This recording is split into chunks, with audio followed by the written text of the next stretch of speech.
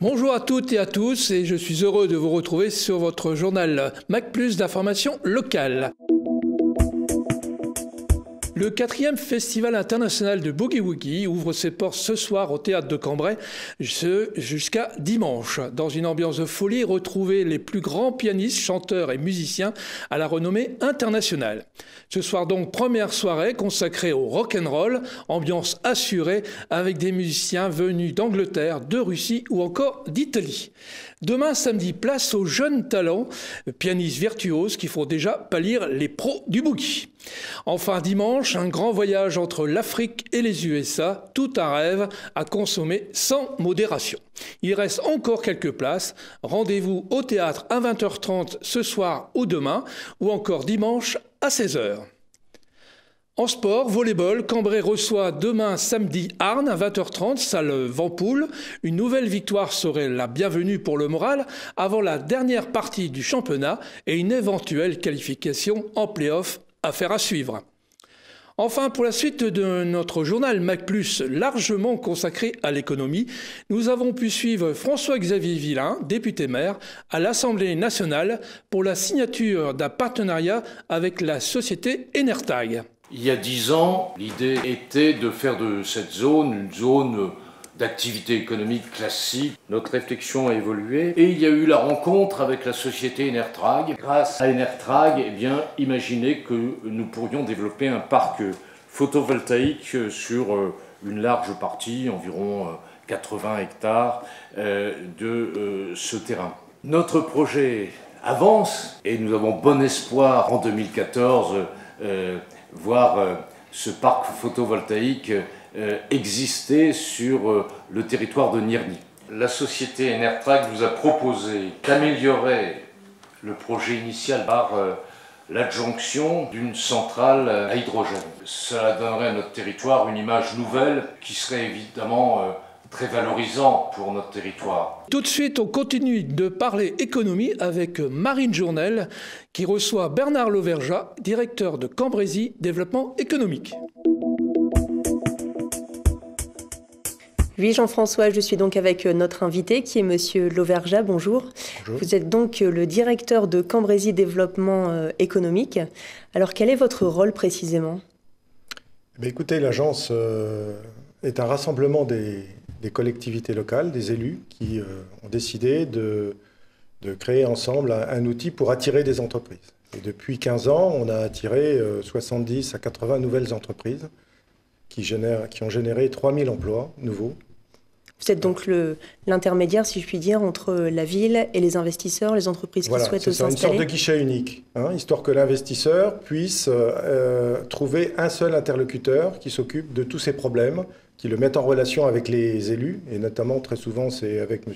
Villain, le maire de Cambrai, président de l'Agglo, et avec les administrations, avec le sous-préfet, avec... Donc vous l'avez dit, vous avez attiré beaucoup d'entreprises depuis 15 ans.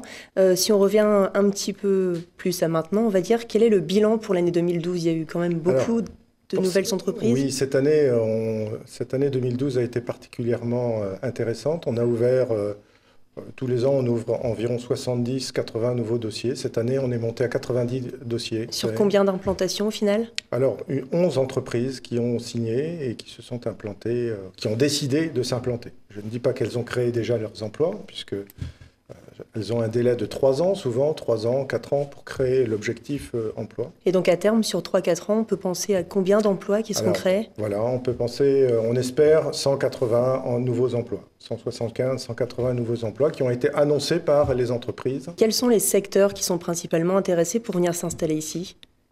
Alors, c'est surtout les services qui représentent environ 40%. Alors, dans les services, on met la logistique, c'est du service aux entreprises. On met les centres de relations clients, centres d'appel. On a quelques projets, petits projets. et on a de l'industrie, on a encore de la production. Et donc quelque chose qui a permis justement cette implantation, enfin ce nombre d'implantations assez conséquent sur le Cambrésis, c'est la ZRD qui est en fait une aide exceptionnelle accordée aux entreprises qui souhaitent s'implanter ici, appelée plus communément la zone franche. Est-ce que ça a vraiment permis la création d'entreprises ici? Oui, c'est sûr. Quand on vous propose une exonération d'impôts pendant 7 ans, c'est quand même quelque chose d'intéressant pour un investisseur. Et donc, on a enregistré, le nombre de projets qu'on a enregistrés cette année est quand même lié à cette attractivité.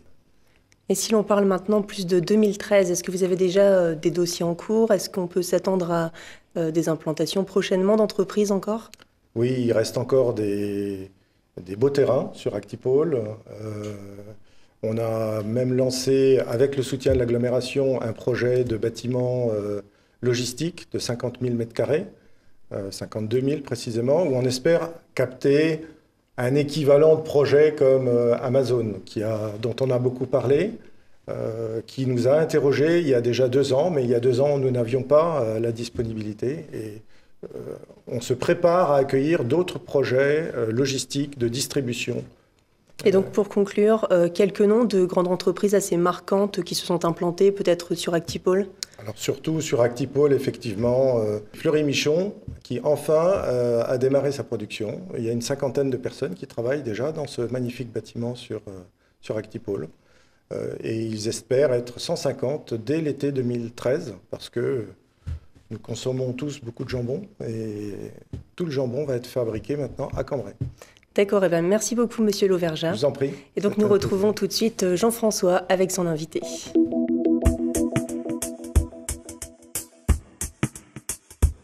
Merci Marine, l'économie est effectivement à l'honneur. Je suis avec Monsieur Chenel. Bonjour. Bonjour, vous êtes le président de la société Rançon qui vient d'inaugurer ses locaux récemment. Absolument, on a inauguré nos locaux le 17 décembre dernier. Alors vous venez d'entendre les propos de M. Lauvergeat, est-ce que vous avez une réaction à ceci? Écoutez, cet organisme est un organisme extrêmement efficace qu'on pourrait résumer en un seul mot, facilité. C'est un facilitateur pour les entrepreneurs pour s'intégrer dans le Cambrésis. Vous avez eu des aides de la part de la ville, de la CAC ou d'autres institutions? Alors, une aide précieuse, je vous l'ai dit, par M. Lauvergeat et ses équipes, puis une aide, là aussi, pour nous faciliter jusqu'à la fibre optique, la construction, etc. Et puis, une aide pécuniaire qui nous a été utile pour construire notre bâtiment. Donc, on peut dire que le dossier a été suivi d'une manière efficace? Parfaitement bien suivi. Alors revenons à l'implantation elle-même, à Cambrai, donc sur Actipol. Vous aviez auparavant 3 sites sur 3 régions différentes.